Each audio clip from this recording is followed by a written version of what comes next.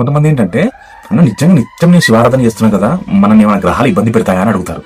నేను ఒక చెప్పాలా, నిత్యం శివస్మరణ చేస్తూ శివుని ధ్యానిస్తూ శివాభిషేకం చేస్తూ నిత్యం శివారాధన చేసేవారికి ఏ గ్రహాలు అడ్డు రావు, ఏ గ్రహాలు ఇబ్బంది పెట్టవు.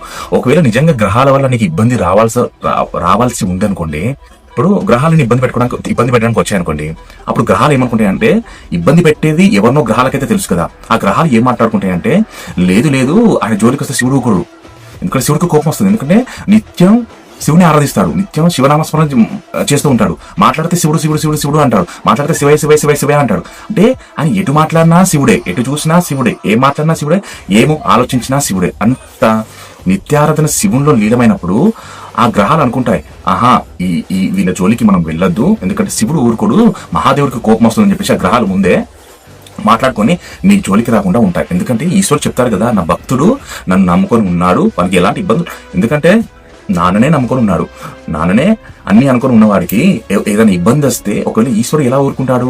లేదు, ఒకవేళ ఇబ్బంది వచ్చి భక్తులు బాధపడింటనుకో, అప్పుడు ఈశ్వరుడికి ఎంత బాధ అనిపిస్తుంది, ఎంత కోపం అనిపిస్తుంది.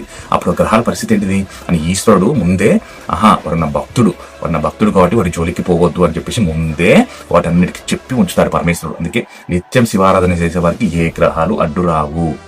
హర హర మహాదేవ శంభో శంకర శివకేశవాయ నమః.